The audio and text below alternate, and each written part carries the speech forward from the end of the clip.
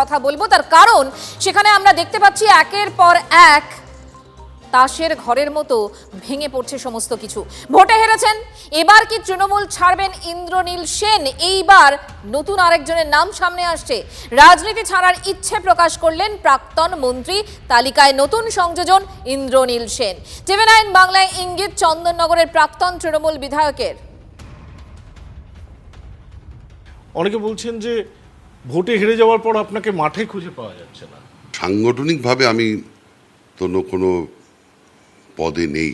হেরে যাওয়া বিধায়ক হিসাবে আমার যতখানি খোঁজ খবর নেওয়ার আমি তাদের সঙ্গে রাখছি, আবার অনেকের সঙ্গেও রাখছি না বিভিন্ন কারণে।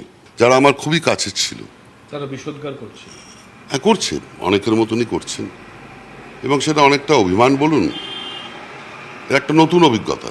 সুতরাং যাদের খোঁজ নেবার আমি খোঁজ নিচ্ছি, আর যাদের খোঁজ নিচ্ছি না সচেতনভাবেই নিচ্ছেন না। সচেতনভাবেই আমি নিচ্ছি না। আমি ইলেকটোরাল পলিটিক্সে মনে হয় না আর আসবো। ভোটে দাঁড়াবেন না?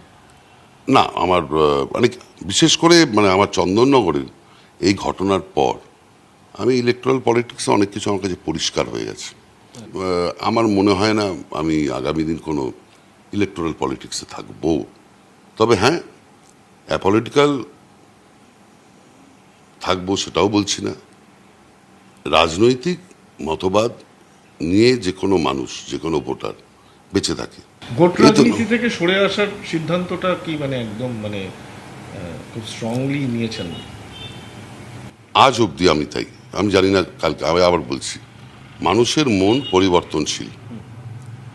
আজকে এই মুহূর্তে যদি কেউ আমায় বলে যে তুমি আবার ভোটে দাঁড়াও, আমি 100 মাইল দূরে থাকবো, ভোটে দাঁড়াবো না। ইন্দ্রনীল সেনের বক্তব্য আপনাদেরকে শোনাচ্ছিলাম। এই মুহূর্তে কেন্দ্রীয় শিক্ষা প্রতিমন্ত্রী সুকান্ত মজুমদার আমাদের সঙ্গে রয়েছেন। সুকান্ত বাবু, ইন্দ্রনীল সেন, তার আগে আমি এটা বলতেই পারি যে তৃণমূল কংগ্রেস এখন তাসের ঘর। এই মুহূর্তে এই যে ছেড়ে দিচ্ছি, থাকছি না বা পদত্যাগ করছি, এই তালিকায় নতুন সংযোজন ইন্দ্রনীল সেন। ভোটে হেরে আর রাজনীতি করতে চাইছেন না তিনি। আপনার প্রতিক্রিয়া প্লিজ। দেখুন, আমি ওনার বক্তব্য শুনে যতটুকু বুঝতে পারলাম যে উনি ইলেকটোরাল পলিটিক্সে আর থাকতে চাইছেন না।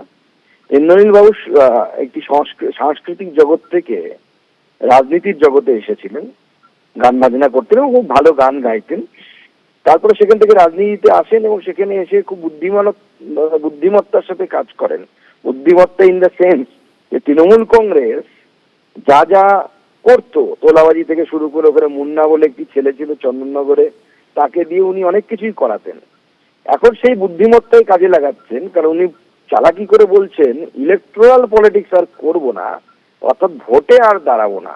কারণ উনি জানেন যে আগামী যে ভোটগুলো আসতে চলেছে সেই ভোটগুলোতে ইন্দ্রনীল বাবু যদি ভোটে দাঁড়ান তাহলে তার পরাজয় অবধারিত, কারণ তৃণমূল কংগ্রেসেরই পরাজয় অবধারিত।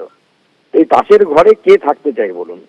এখন ইলেকটোরাল পলিটিক্সে থাকবেন কি থাকবেন না, নাকি পলিটিক্সে থাকবেন না, সেটা আগামী দিনে বোঝা যাবে। কিন্তু এটুকু বুঝতে পারছি যে ময়দান ছেড়ে পালাচ্ছেন, যে আখের গোছানো ছিল গুছিয়ে নিয়েছেন, এবার সব পালানোর সময়। ধন্যবাদ আপনাকে।